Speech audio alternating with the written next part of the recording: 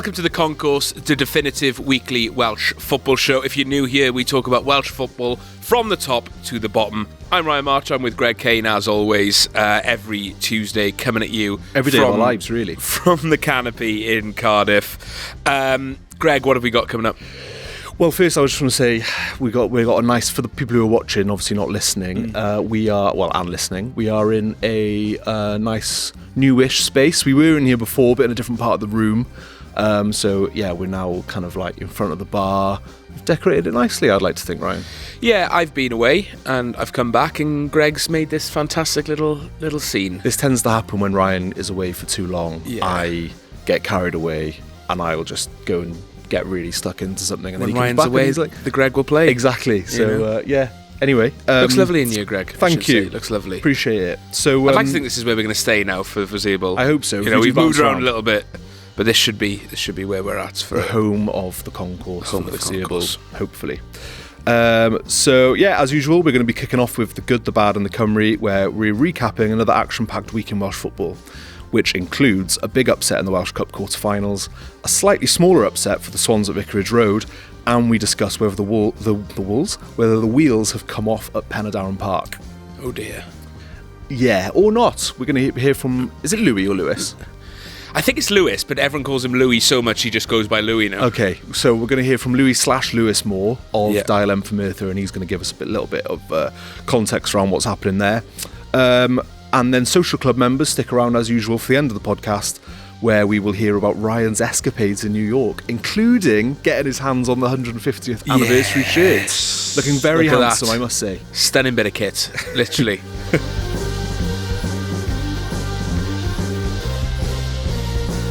Fill me in, I haven't been here. Yeah. So you're going to need to lead this. You're going to need to lead the way. Yeah, I know, which I'm not sure how I feel about it, but I feel like, you know, I've been doing my research.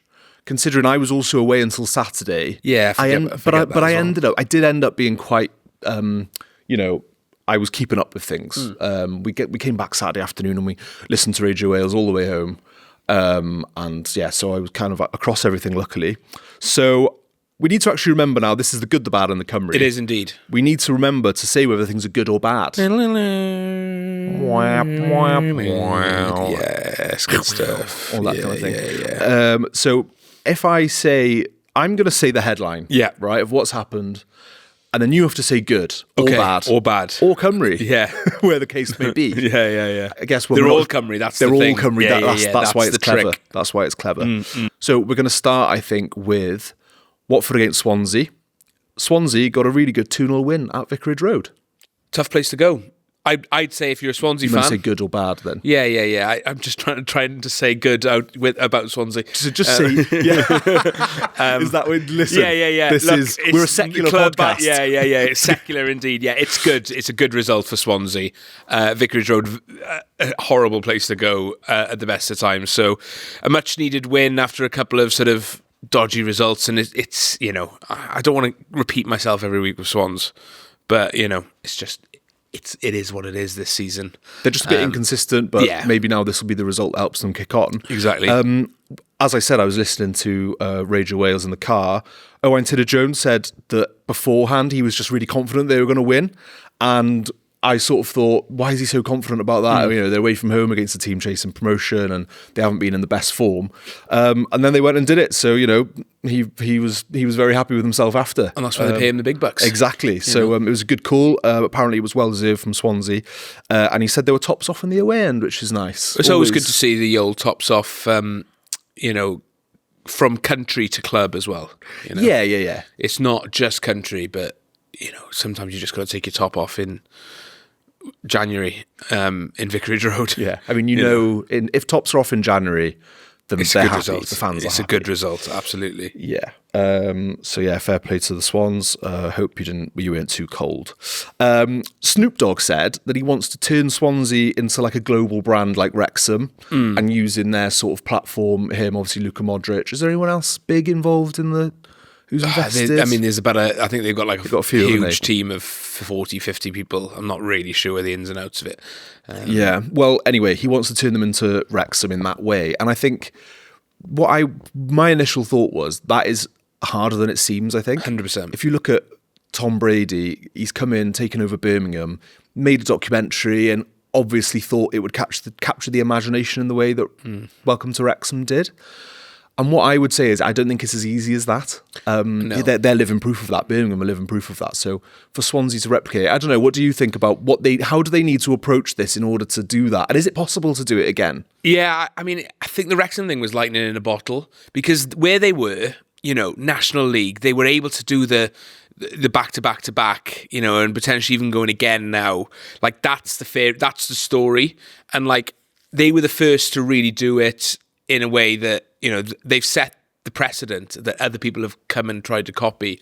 And there's only so much column inches or space, because I've been away this weekend. I went into a big football shop on Times Square, and there's Man United shirts, there's Arsenal shirts, there's Liverpool shirts, there's Real Madrid shirts, there's Bayern Munich shirts, there's a couple of like big Mexican clubs, a couple of the MLS clubs, and then Wrexham. Yeah. But you can't have Wrexham and then Swansea and then Birmingham, City. and then whoever the next one is and whoever the next one is. Yeah. There's only so much, and maybe it's a case that Wrexham have to fall off and they maybe stagnate for a while. But someone like Swansea, it's so hard to make them into a global brand because the ceiling is where the ceiling is at the moment. Whereas Wrexham, they came in from nothing, blew it up to where they are now, and could potentially go again. I just think that you can't. There's no blueprint for it. No, and it was timing with Wrexham. It was the people involved. It was fresh, and I don't think Snoop Dogg isn't invested in Swansea in the way that Ryan and Rob are. I actually don't know how much. They just said he bought shares or whatever. He's bought in. No one knows. It's not quite the same. Yeah, no one knows how much he's bought in. No one knows how much Luka Modric has bought in. Yeah. Do you know what I mean? For all we know, they could have put a tenner in. I'm sure they've put a lot more than a tenner in. But like, it's not the same as them taking over the club in its entirety. Wholesale, in the way that, sort of like, we are now in charge.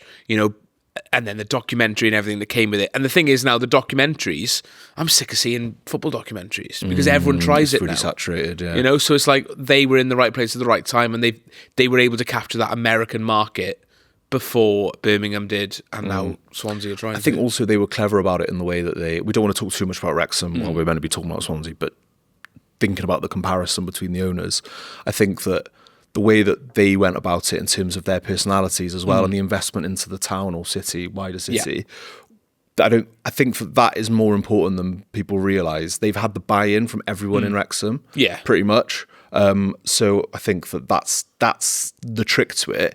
It's that combined with their charisma and personality. And I'm not saying Snoop Dogg isn't charismatic, but has he got that same sort of... He's not been to Swansea yet. No, exactly, and that's the difference. So how can he expect to turn Swansea into a global brand unless I think he has to realise that he's going to have to put in more money and more time than maybe... I think they just look at it and go, oh, it's an easy PR win, it'll be good for my brand, and they don't fully understand. And also, who likes Snoop Dogg enough? Like he's just this peripheral figure in sort of celebrity. Like, I don't know anyone who's a mega Snoop Dogg fan, but I know people who are mega Ryan Reynolds fans. And something like Always Sunny with Rob McElhenney, like that's got a huge cult following. They have a huge... Snoop Dogg's just there. He's always just been there. Like, he has a couple of those songs, but like, what is he? I mean, he doesn't release music anymore. Yeah, he's just a famous bloke who likes getting stoned. There's going to be hip hop fans listening who are going, "You're talking bad about probably potential hip hop royalty, for balance." Yeah, but I kind of get what you mean as well. He's not that present in the minds of people in the way that Ryan Reynolds probably is. It's just a bit of a gimmick in my mind because he's so visible. Yeah. And I think that's what I'd be concerned about if I was a Swansea fan, is being turned into a bit of a gimmick. Yeah, you want it to be... You want it to be natural, and want it to be like, you want it to keep what Swansea's about. Yeah. And not become this sort of shill for trying to get American people interested. Yeah. No, I agree completely. But good result. We're really happy for you. Yeah. For Swansea fans listening. Clean sheet for Ben Cabango.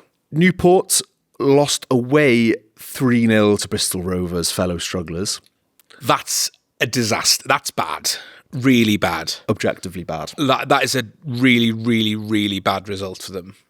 Not only are they, I think, the team that were placed above them in the league, they're also sort of local rivals as well. There is a bit of a rivalry there. And by all accounts, they were absolutely dreadful on the day as well, Newport. And that's a really tough result. And one of those results that feels like it sort of seals your fate. And like they will get more results. They've had results in recent weeks, but it does feel like a result like that is like that just sucks all the wind out of your sails. You know, the amount of times I've been in a Cardiff position where you lose a derby, you know, in a way that we lost to Swansea in the past, 3-4-0 or whatever, or even like a late loss. It just sucks the life out of your season.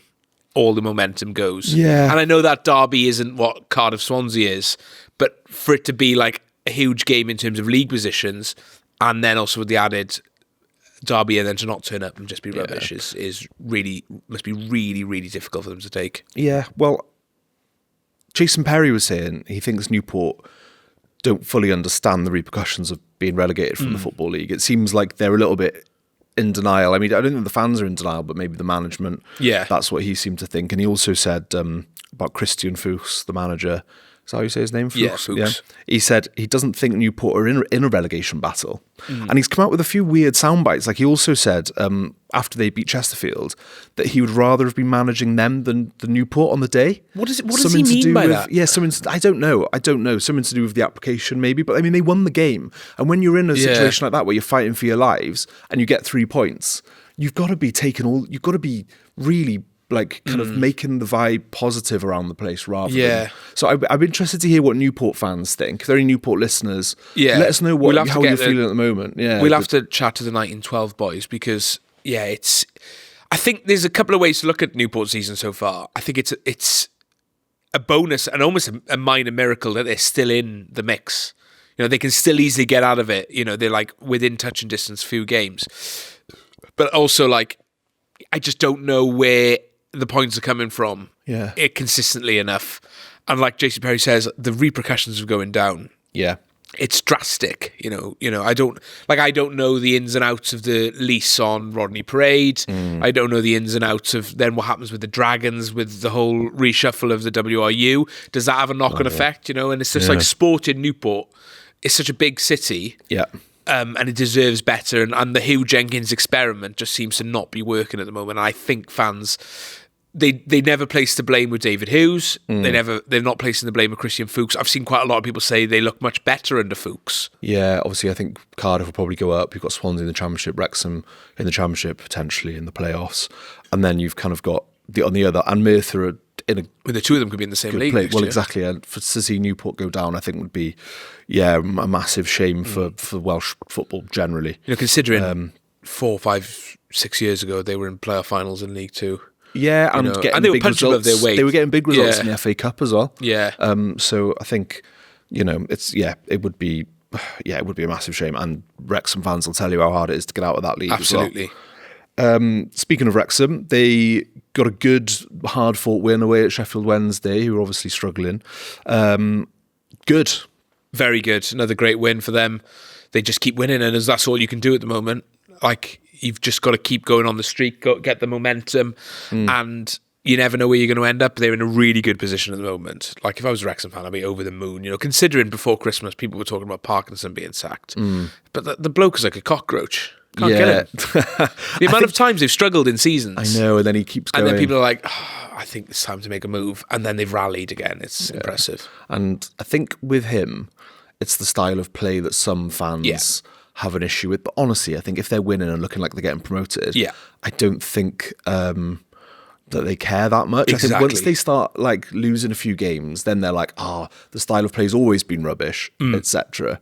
But when it comes to it, I think, you can't argue with what he's achieved for Wrexham. No, exactly. We spoke loads about Wrexham. Just quickly, Sam Smith, I think fourth goal in 3 aways. So that's great. I was going to make a Sam Smith pun, but I've lost confidence in it. I don't know any Sam Smith songs to tell you. I was going to say that this time he was the only one. Right, to score. There we go. I'll take your word for it. Zach Viner signed for them this week as well, from Bristol City. So quite a coup, I think. I think he's played quite a lot for Bristol City and is quite well thought of. 236 appearances for Bristol City. So a very experienced defender. And Connor Cody already out the door. Gone to Charlton on loan, which that one hasn't worked. Yeah, interesting. Now, obviously, like we mentioned, deadline day. Yeah. It'll be, by the time you guys are listening to this, that will have happened. Be interesting to see if Wrexham manage to bring anyone else in to help them in that promotion I've not seen many push. massive rumours, but you never know. You never know what might happen. Burton, Cardiff.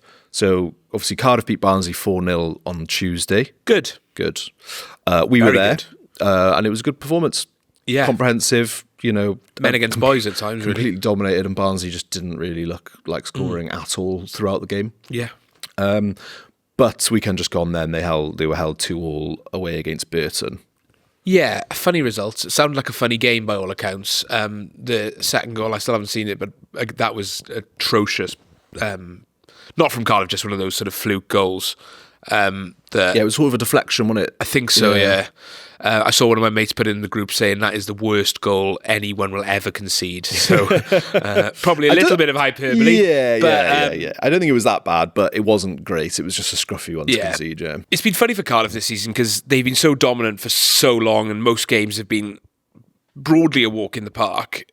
And then they've thrown in the odd, weird results, and 2 of them have been against Burton, losing at home, drawn away, team who are marred in a relegation battle. It's just I guess the thing with Cardiff is all about how you bounce back after an iffy result, and it's always been good. So I think next week is Plymouth away, so that'll be a tough one. I think it's Plymouth away. I'm doubting myself now. I'm just going to double check that. Sorry, you're going to have to do a load of editing, yeah? Rotherham away. Next up is Rotherham away, so a pretty good opportunity to get back on the horse, get back winning, and I think that's the sign of a team that is good and dominant, is a team that can just sort of have an off result and then bounce back almost immediately. Yeah, I think the odd result here and there. I mean, they're still top of the league, and Lincoln are doing. I don't think it is that comfortable. I think it's a few points in it, but they're in the promotion places. It's the gap comfortably. between third you want. Yeah, I think it's 8 points between third. Whether you win the league or you come second, it doesn't really matter in the grand scheme of things. No, it's about just getting back. Bolstered at left back, Callum Scanlon coming in, which is great because Joel Bagan's been the only left back all season, so he's probably well over the moon that you might have a couple of rest days. And I think Ruben Colwell's expected back next week, potentially even Salek as well. So, I wouldn't worry too much about that one result. Darlington 3, Merthyr Town 1.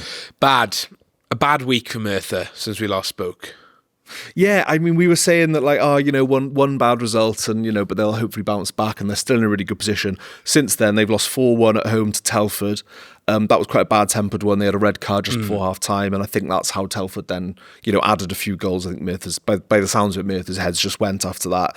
And then they lost 3-1 to Darlington, who are, fellow promotion chasers. And they went 1-0 up as well. So I reached out to Louis Moore of Dial M for Merthyr to see what his opinion was on it. It's official. The Martyrs have lost 3 games in a row, and it's nothing that people love more than a good old Merthyr Town mini-crisis. It's provocative, it gets the people going. In reality, we're still third in the National League North and punching massively above our weight, despite the loss of Ricardo at the Robbie Savage's Forest Green Rovers. Last Tuesday's defeat to playoff chasing Telford had a combination of wind and rain with a side of temper and frustration, as the Martyrs lost 4-1 with Lee Lucas being sent off for violent conduct in the first half, which seemed a baffling decision at the time, and that was followed by Telford adding a second goal before half-time. Saturday's 554-mile round trip to playoff rivals Darlington was one of our longest of the season, and despite going 1-0 up in the first half, the Hose equalised in the 67th minute, before taking the lead late on before compounding our misery in the 95th to send us back to South Wales empty-handed. 3 losses on a bounce never sound good, but a little perspective is probably needed at this point. We've not really replaced Ricardo, and you wonder how those last 3 games would have gone if he was still up top. Did anyone else really expect us to be third in the National League in January?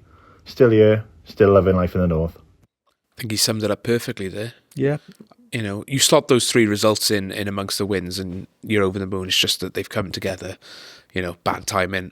Like I said about Cardiff, it's all about how you react to this now and getting back to it. But I think that'll be the big concern, is how they push on now. And like you said, one of the key things is they haven't really replaced Ricardo Rees. You can't replace a player like that. No. It's impossible. So that will be a concern for them, where the goals are going to come from. But that being said, the goals were coming after he left initially, so they've obviously got it in them. So yeah, it'd be interesting to see what happens for them now. If they lose a couple more games in a row, then it'll start to become a full-blown crisis, maybe. Yeah. But then again, they're still way above where they expected. I mean, staying up in that league would have been their target this season. Yeah. And they're now disappointed that they're in third. Yeah. You know, and lost a few games on the bounce. You know, it like Louis said, it's all perspective. Yeah. And it's good because expectations do change within a season. Yeah. But you know, at the end of the day, when all's said and done and the season's wrapped up, you know, they'll be fine with whatever they are as long as they're in that league, I'm sure. Yep. Ricardo Reis still busy for Forest Green as well, but this isn't Ricardo Reis watch.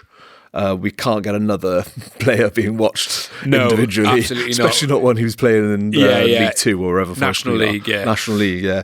Moving on though, so there was a massive weekend Welsh Cup quarterfinals. A few, massive results. What a weekend. Really unbelievable. I think the big one was Rill against Barry. That was the upset of the round. That's the upset. Incredible result for Rill. I mean, I thought it was a mouth-watering tie when it came out, two giants of Welsh football, two 90s giants.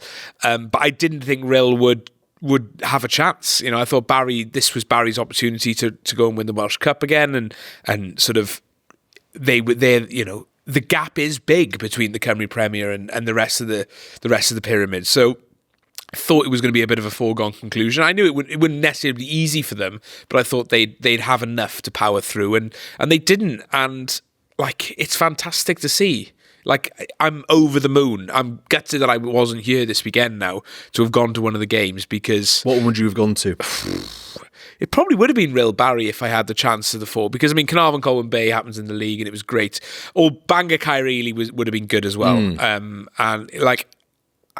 We probably would have got into it anyway, but the crowds across all four games, 3 games with over 1,000, 500 at Flint, which is a great crowd for them, over 2,000 at Bangor. I think it was 2,800 in the end, which just shows how big these clubs are. Rill and Bangor are giants of Welsh football, and people may forget it, certain people won't forget it, but they are massive, massive clubs. And it's fantastic that they've got here. And this Welsh Cup has just turned into the best Welsh Cup we've seen. I'm just getting Penamondon involved. I know. But I think it's an incredible advert for the Welsh Cup and Welsh domestic football on the whole. If you're listening and you're thinking, I'm not interested, you might be a Football League fan or whatever, fan of one of the Football League clubs, just get involved a little bit. Honestly, because I am definitely I'm the converted. We've spoken about this before. I've been pretty open about it, that I just didn't really take any interest in it at all until I was friends with Ryan, and then he sort of brainwashed me into it. I've been indoctrinated, haven't I? That's the way, that's how Chairman March works. Yeah, he gets into you. Not like that. Easy. But anyway, amazing result for Rill. Big shout out to the Rill goalie Alex Swindle. Unbelievable save at the end. Tipped it onto the post.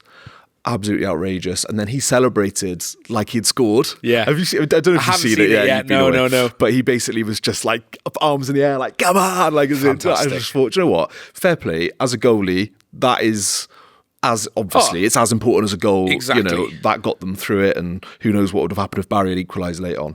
Yeah. Fair play to him. The other big result then, they were all big results. They were all big results, yeah. But the Covies beating Colwyn Bay 4-1. I watched that one on Scoria. It was a good game, and I think in the first half, both sides looked like scoring. It was fairly end-to-end, It was just a really good game to watch, and a good crowd there as well. A couple of penalty shouts by all accounts. Yeah, a couple of penalty shouts. I'm not sure why the ref didn't give. I think the first one, bit of a shove in the back, could have been given, but both sides would have said, do you know what I mean? It could have gone either way.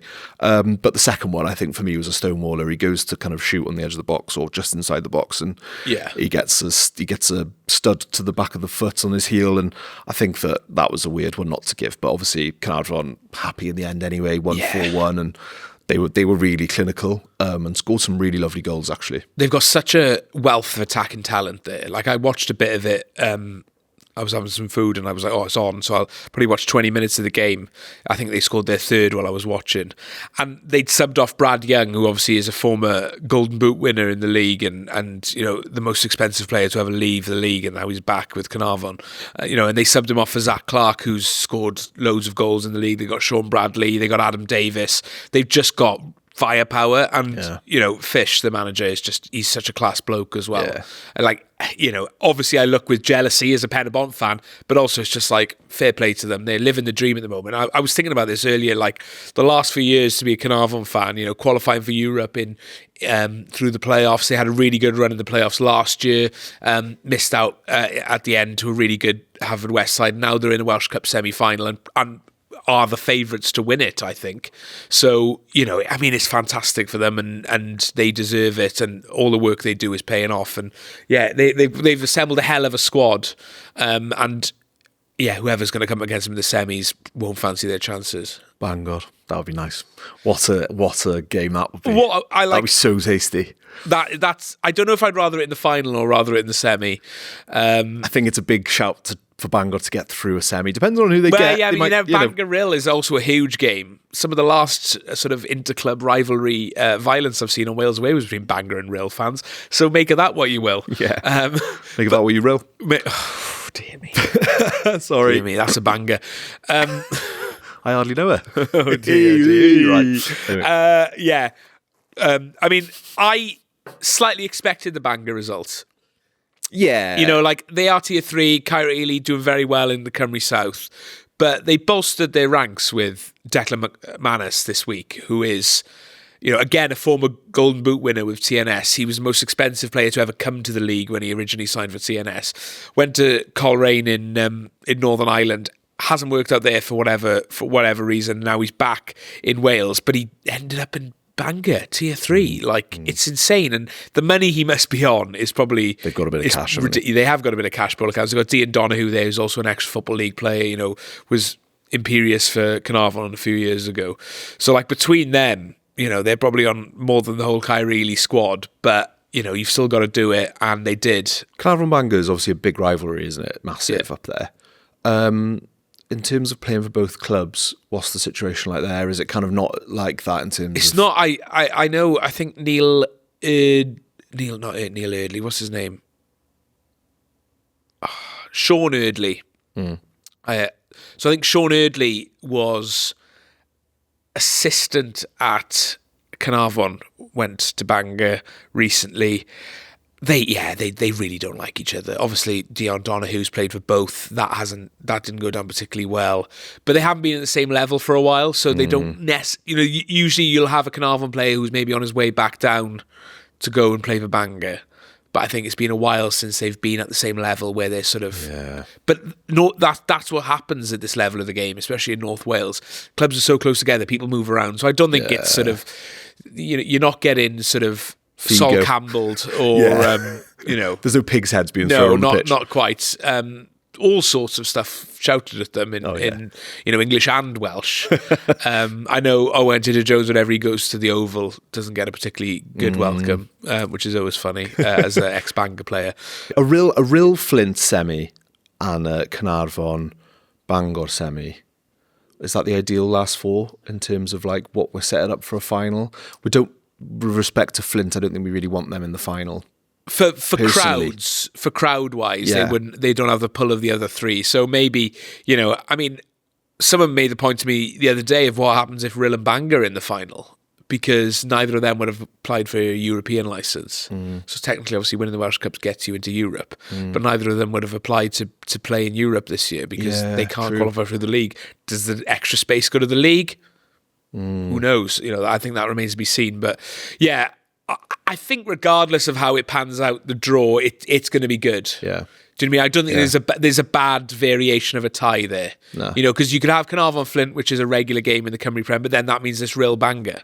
Or you could have... it sets up a Carnarvon Bangor potential final. Yeah. And Rill Flint would be a massive game because Rill are involved, and that is a huge deal. And Bangor being involved in any game is a huge deal. And then obviously you've got the added derbies and stuff.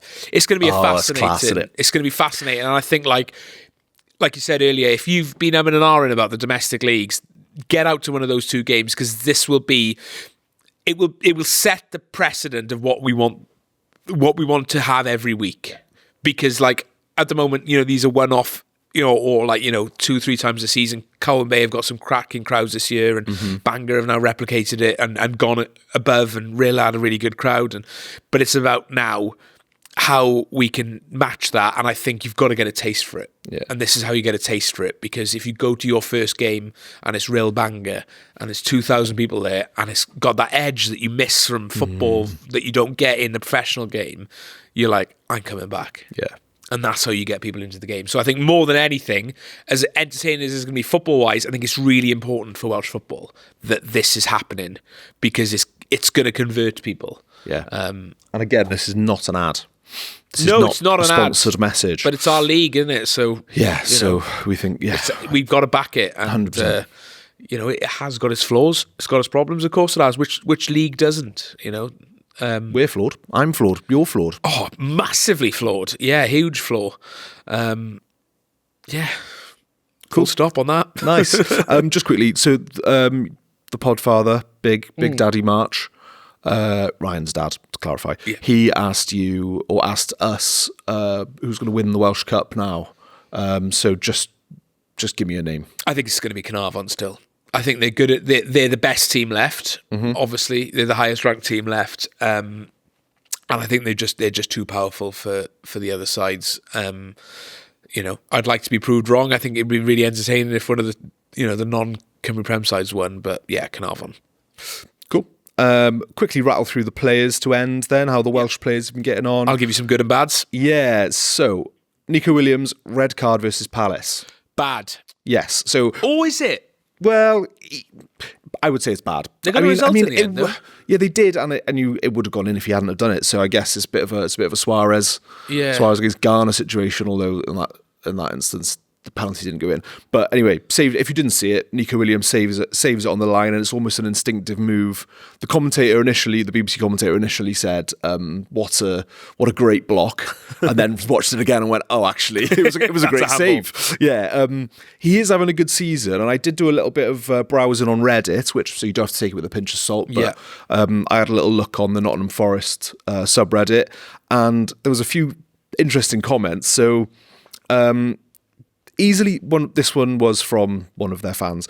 Easily balanced against the many games where he's made the difference. One of our best players, and I'm sure he'll bounce back from it.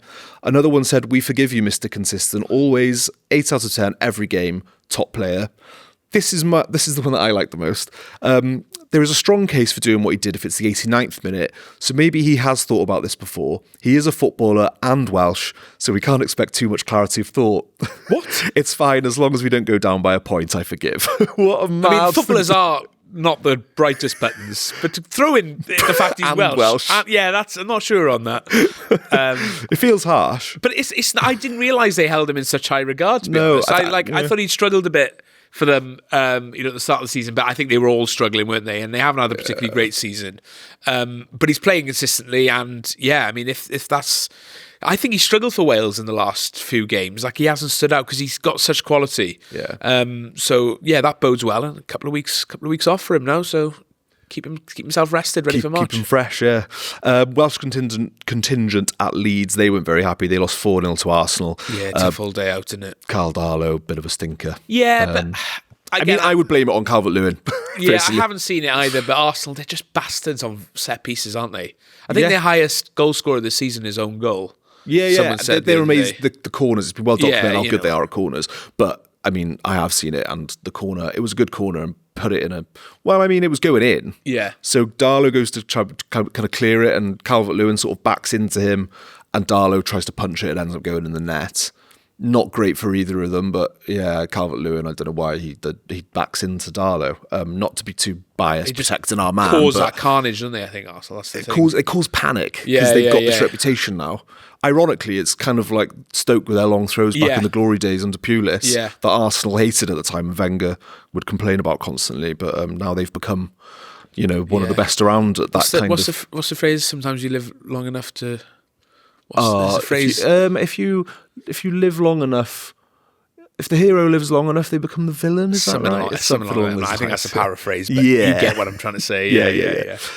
Dan James, he's due back this week. Yes. He might play against Forest, which is great news. Good. I think he could have made the game. Get the boy back on the grass. Yeah, we want him back. We want him back firing. I know he was playing quite well, I think, before his injury, so that'd be good for us come March. Bit more of a niche one. Rhys Hartley, friend of the pod, friend of Alternative Wales. He he messaged to say that Kai Andrews had a stormer for Hibs on his debut against Rangers. So Kai, he's only 19. He's only played once for us against Canada, so I don't think that ties him to us. I guess it doesn't. He's eligible for England as well. I know Bellamy thinks really highly of him. He included him in a few squads, didn't he, last year? And from what I've seen of him, like great physically, centre midfielder, which we're not flush with. I think he's highly rated. I think he must be still on loan from Coventry. Yeah, I think he still belongs to Coventry. So he's he's got a good club there. That if he can get some really good experience this season playing in, Hibs side, it's a good level to sort of play your trade at and sort of learn the game. I think quite highly of him. So fingers crossed. That's the start of a nice spell at Hibs, and then you never know, Championship football next year, and then he could be a regular for us. So good to see the young players play him. Definitely, and he qualifies, if you're interested, through his maternal grandmother, who's from Abercarn, which is just outside Caerphilly, I think. So that's your rundown. That is the good, the bad, and the Cymru. So, social club. Let's talk social club very quickly. Social club. Starting to feel like a thing, which is nice. Oh, yeah. I mean, like, more and more people are joining, which is always, like, amazing.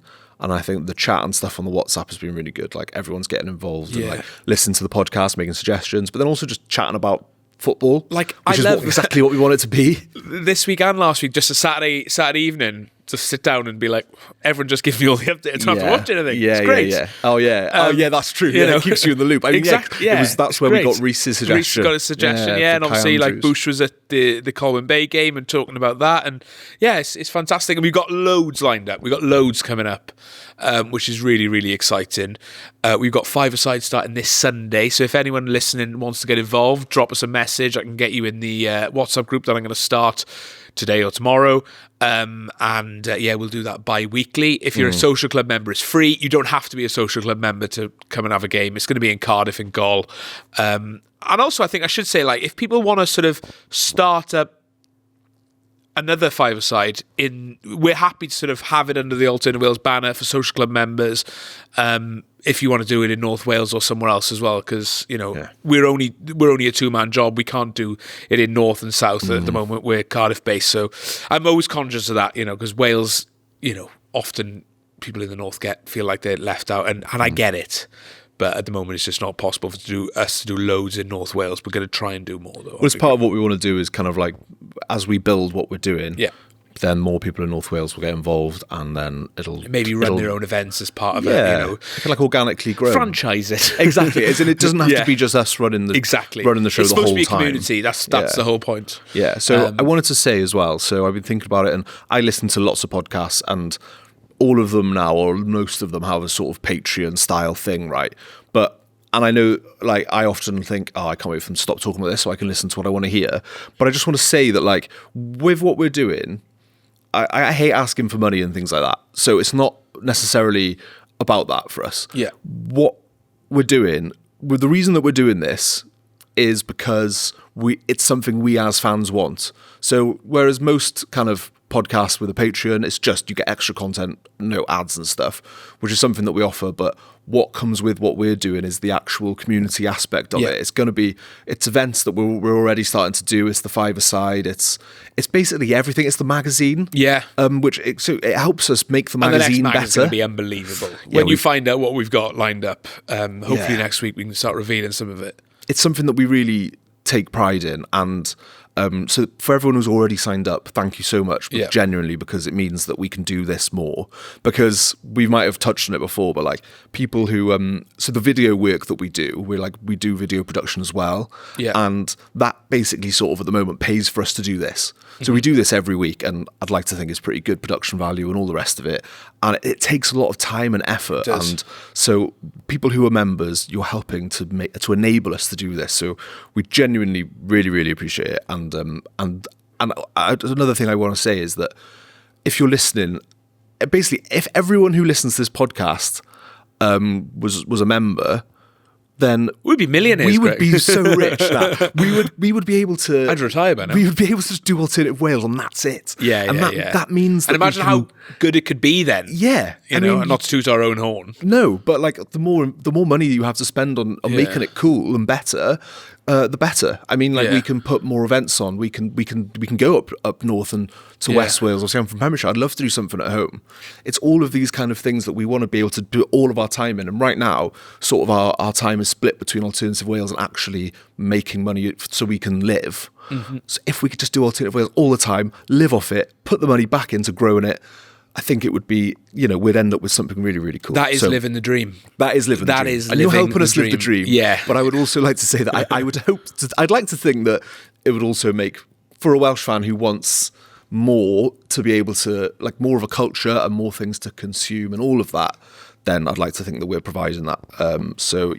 That's my sort of TED Talk done. First event of the year next week, though, isn't it? Yes. Nice to get out for an hour, our indie alternative club night here in the Canopy, in this very room, Greg. Yeah. And me and you are going to be behind the decks for a part of it. Molly Palmer will be doing... She's the proper DJ. She's a proper DJ, and our friend Charlie Glass, he's going to do a lovely job as well. Also a proper DJ. Also a proper DJ. Me and you... We're going to chance our arm a bit. We're not proper DJs. 3 songs you're playing. I want to hear them right now. Oh my God, that's pressure. I've been thinking about this. Have you? I know it's meant to be an indie club night, but it's been well documented on this podcast that my music taste is... Well, I really like my indie music, and I do listen to I'd like to think I listen to good music, but I'm also not ashamed to listen to a bit of cheesy stuff every now and again. Yeah. I was thinking... I was in Tesco on yesterday, Sunday. Before you say it now, I just want to say that if you've already bought your ticket, we aren't doing refunds. And you can just nip out for a fag while I'm on the decks. You don't have to listen to the shit that I'm going to play. I'm going to go with Erasure, Little Respect. Indie club night. But it'll get the people going. I guarantee you everyone will go, what a tune. Yeah. I'm going to go... Ryan singing, this is what have I done? I'm going to go with... when I was in Tesco, they were playing You to Me Are Everything Else That I Could Who's that? Sweetest song I can say. Oh, baby. I can't remember, but it's an absolute banger. That'll get the crowd going. And Insane in the Greg Kane by... Insane in the Greg Kane. Who, is it Insane Clown Posse or Cypress Hill? I can't Cypress remember. Hill, Cypress Hill. I actually went through Cypress Hills on the subway. I never even thought about the fact that place might exist. Yeah. My third one will probably be Colourblind by Darius. Were you going to play that? No. What is this? I was thinking I got your super furry animals, Anne Revan. We want a bit of Joy Division, The Cure, load of Stone Roses. What? We can't play Darius. You're not going to let me play any Darius. Oh, yeah, well, we'll see how it goes now. No Evergreen by William. No, definitely no William. Darius should have won that Pop Idol. He should have. He should have. He was better than Young and Gates. Gates should never have been near it. No. He had the sympathy vote, in my opinion, and, we were good too far. Because he had a stammer. No, not because he has a stammer, because he had that way about him that mothers and nans loved. Right, okay. Whereas Will Young was actually really good, and Evergreen is one of the best songs of all time. Colourblind is the best song of any of the output from those. I reckon any X Factor, Pop Idol, all of it. Darius Colourblind is top of the list. Yeah. I mean, Susan Boyle, best-selling artist globally. Really? She's like a world. She's a global superstar. Surely One Direction sold more than them.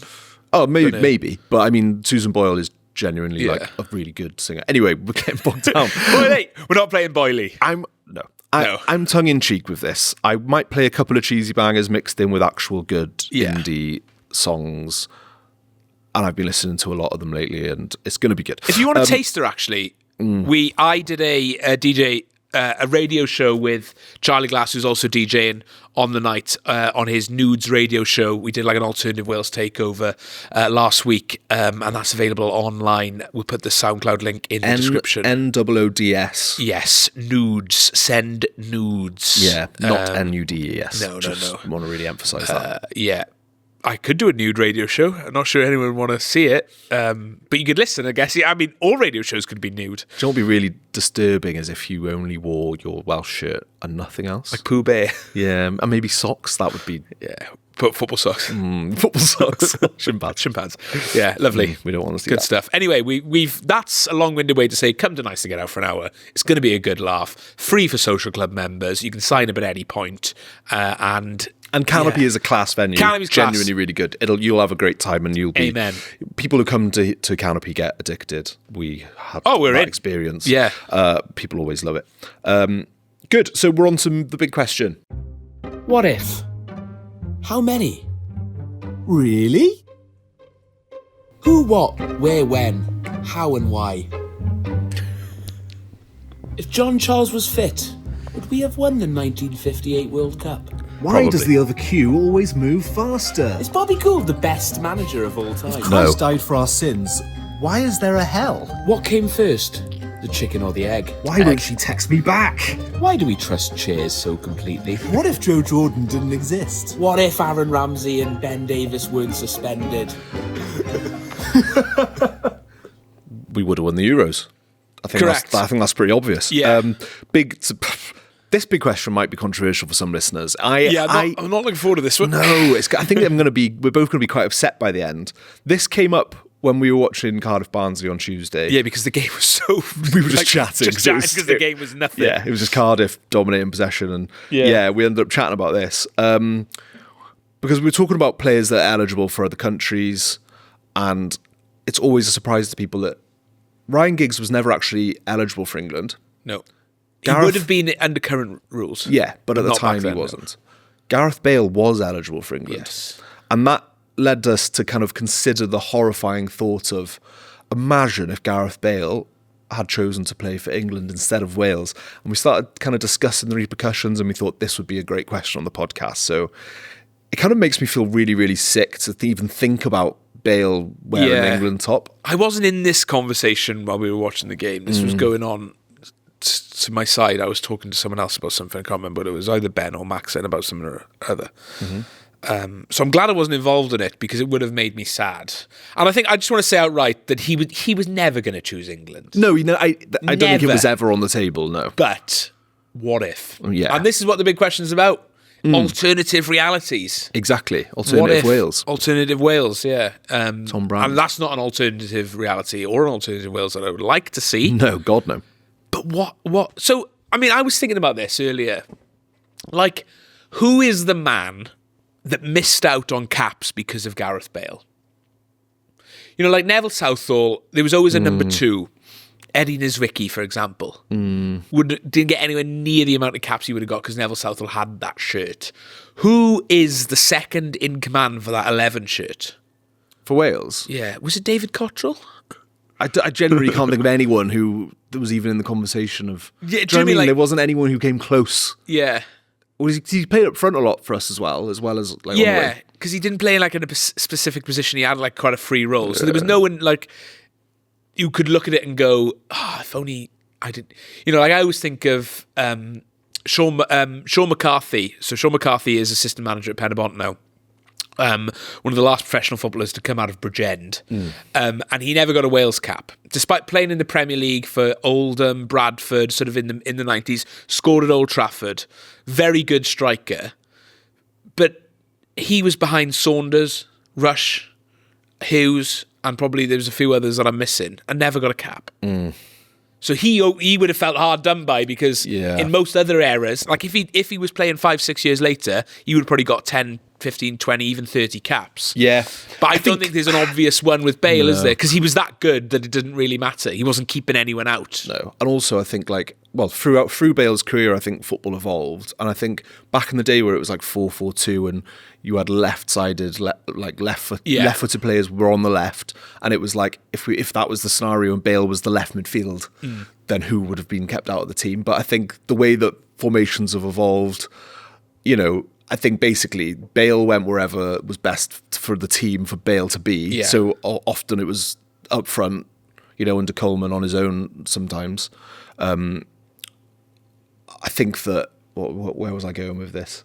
Yeah, like I say, I think there was no one obvious that got kept out. And we were lucky really that we had other world-class players at that time, like Ramsey and I think Joe Allen, maybe not world-class, 100%. but top players. Ashley Williams as well, I think, goes under the radar. How good a Premier League centre half he was. Yeah, something like you could. What I'm trying to say is you could put Bale anywhere in that Wales team. Yeah, and he would have probably been all right as well. So I guess the big question is then, Greg, as a follow-on from the big question, as another big question is: do we qualify for Euro 2016 without Gareth Bale? Yeah, I think that instinct says no, right? And the reason is, although that team was really we had a lot of good players and a really even spread of quality with a really good core, with players in their prime. So there's a very good chance that we could have. However, when you look at the results from that qualifying campaign, the Bale free kick late on against Andorra, the Bale header away in Cyprus, the Bale goal against Belgium, you look at that campaign, he scored the majority of our goals, right? And you take those goals out of the team. Obviously, it's completely hypothetical, and this whole conversation is not 100% serious.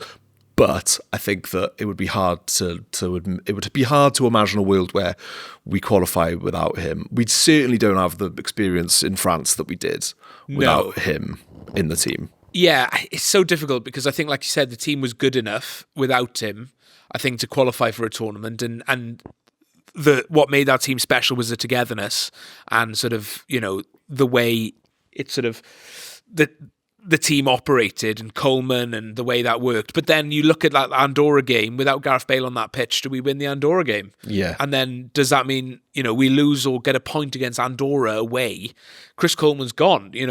People forget how near he was to getting sacked, months prior in the previelse campaign. Yeah. And that would have been not far off Gibraltar for Page levels of discontent among the fans. And then who else was there at the time? And then are they able to sort of replicate the togetherness that Page and Ocean Robertson everyone did? It's so hard to see a world where, and I don't think we were ever a one-man team under Bale. Obviously, he massively helped us and, won games for us by himself. But I don't think we ever truly, we were ever a one-man team in that way. You can have good teams have players you built around. Barcelona, that one of the greatest ever club sides of all time, built the team around Lionel Messi. No one ever says they were a one-man team. No, that's true. They had Xavi and Iniesta and doing all the hard work, and Carlos Puyol at the back, and everyone else around them. We had a Xavi and Iniesta and Joe Allen and Joe Ledley and Aaron Ramsey and Ramsey, yeah. And then the defense was James Chester and Ashley Williams and Ben Davis and Chris Gunter. They all played the role, didn't they? They all played their part. We were Barcelona. We were Barcelona, but better, and sounder. And probably without the performance-enhancing drugs, but that was allegedly. But I guess the scary thing is, Greg, obviously, we speak about what would have happened with Wales. He would have still existed and played for England, which is horrible to say. What would have happened for England? It literally makes me feel sick. Yeah. I think that's an exaggeration to say. I might not be here. Yeah. Fail played for England. I might have jumped in the taff long ago. But I think with the way that England, right, so Bale's career, right, from about 2006 up until about 2022, his prime was probably 2011, 2012 to 2018. In that period of his prime, England were terrible. Yeah. They didn't do... What did they do in Euro 2012? I don't even remember. Did they... They didn't. They qualified. They did qualify. They didn't qualify for Euro 2008, did they? That was the Steve McLaren umbrella incident. Yeah. Euro 2012, I think they went out to a Pirlo Panenka. Was that the Pirlo Panenka against Joe Hart? Yeah, that's it. Because it was. I think, and then they played them in the group stages in 2014, didn't they? Immediately afterwards. So that was it. I think not early. I think it must have been quarterfinals, and that was the first knockout round back then, wasn't it? So. Yeah, and then so nothing special. 2014 out in the group stage. 2016 famously lost to Iceland. 2018 then they got to the semi-final. So I think that 2018 one. I think if you chuck in a Bale in there, then you're potentially winning that tournament in an England team, as horrible as it is to think about. Yeah, but then I don't think Gareth Bale's the same person if he's playing for England. You look at the way he was at Real Madrid and the way he was treated by the media, which would have been a lot more similar to the way the English media would have treated him. They don't treat their players very well. That's true. I think it hamstrings them sometimes. And what was magic was Bale wanted to play for Wales. Bale wanted to come and play for us. He preferred enjoyed it to his club, which is so rare. Because it took him out of that limelight and took him out of that sort of pressure cooker, and he was able to just be Gareth from Whitchurch with the boys. Yeah. And I think that's why he was so good, was when he was, he isn't a celebrity footballer. Like, he doesn't want to be a celebrity footballer. He just enjoys what he enjoys, and he likes playing football with his mates, and that's essentially what he does.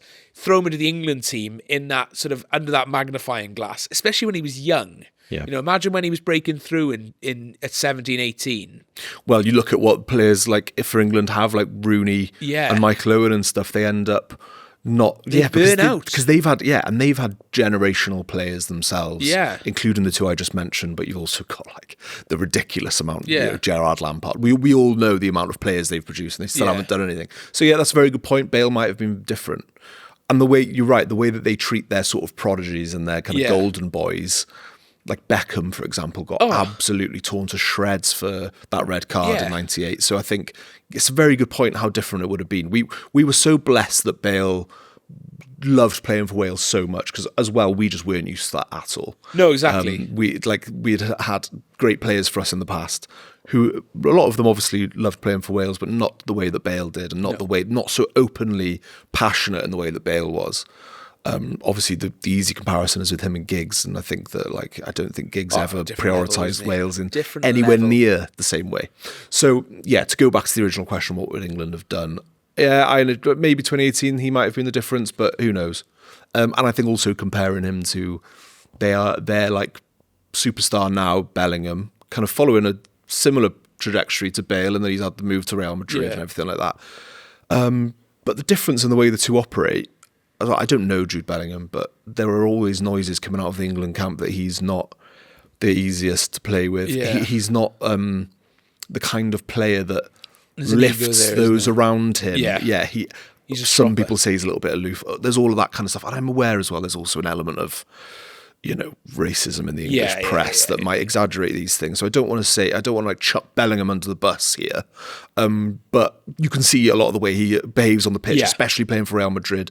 That kind of like entitlement a little bit, and I think that the way that Bale was completely different. You never really saw that from him. No, he was never throwing his arms about, gesticulating at his Welsh teammates about them not being as good as him. Yeah. He easily could have, because he was way better than most players in that Welsh squad. Yeah. But the fact that he's best mates with someone like Johnny Williams, who loved Johnny Williams, but he was League One lower leagues most of his career.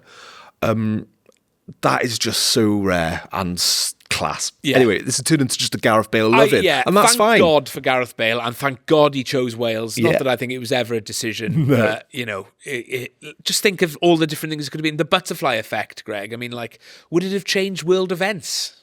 I think Brexit wouldn't have happened if Bale played for England. Why? That's a good thing. Because I think Brexit was based in self-loathing. Well, so you think if they'd won a tournament before the Brexit vote, they wouldn't have voted. The English would not have voted for Brexit. And but the Welsh people would have voted even harder against it, because we would have just been gutted. Yeah, true. That's a good point. Not that we affect any Westminster votes. Yeah, and the thing not is, to get too political. This isn't Wales cast, but Wales obviously did vote for Brexit, but you could argue that was heavily influenced by the 20% of English people living in Wales.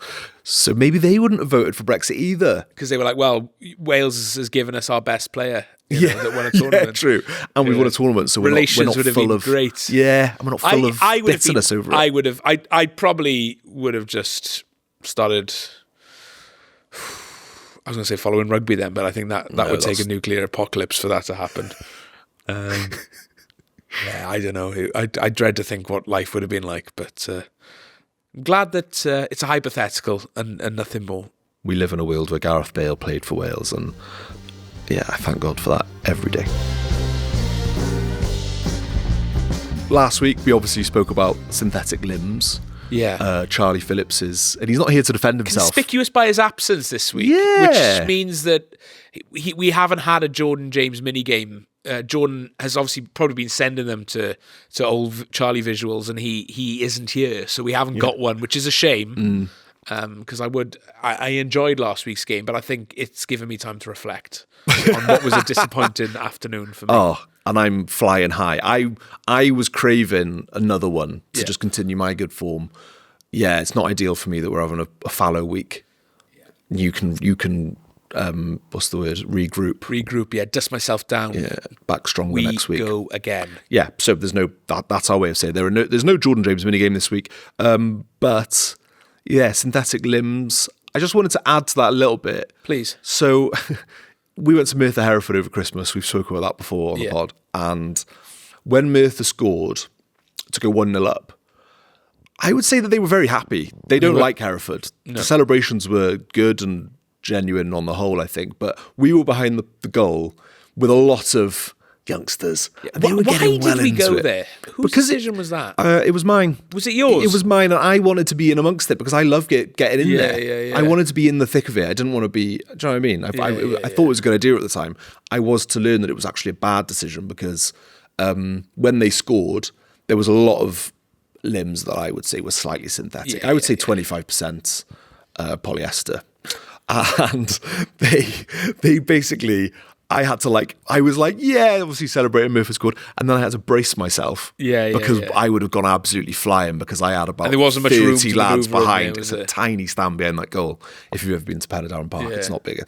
And then obviously you nearly went flying as well. So I flew, one arm flew out to stop Ryan from going arse over tit.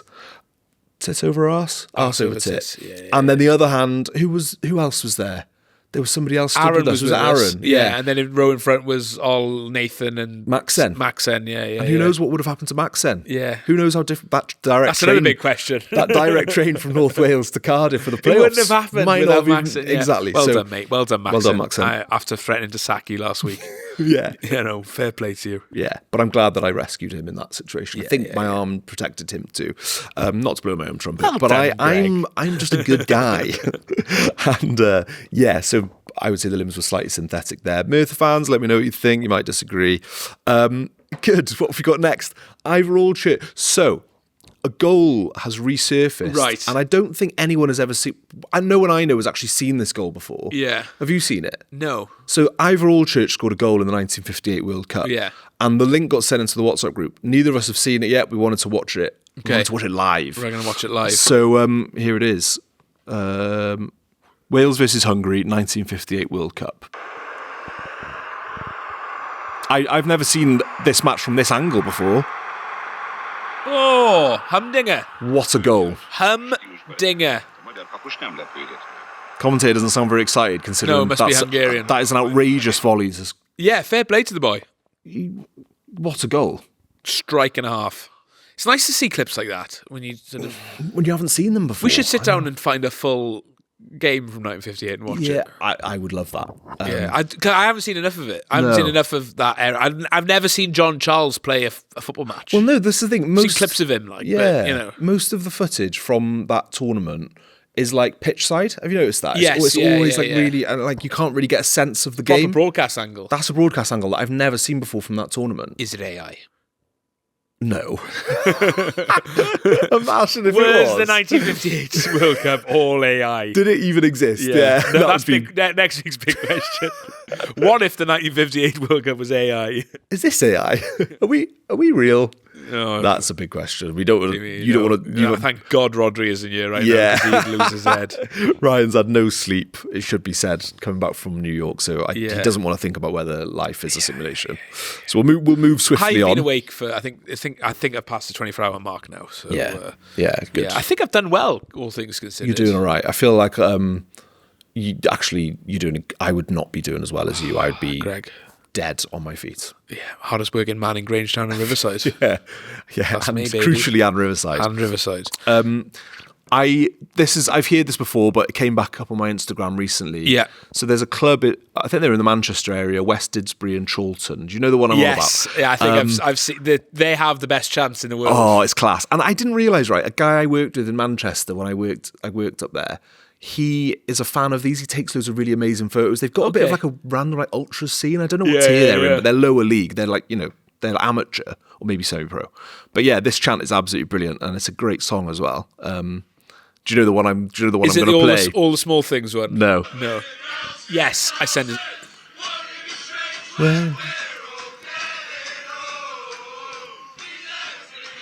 This is the best bit now. When they lift it. Do you like to come and see West Didsbury?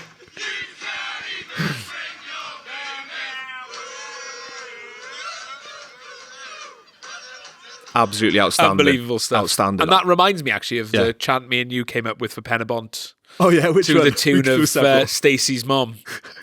Oh, yeah. And my promise now to the people is, if Penabont qualify for Europe this year, I will do it live on the pod. Wow, with the guitar, mom, yeah. Penabont has got it going on.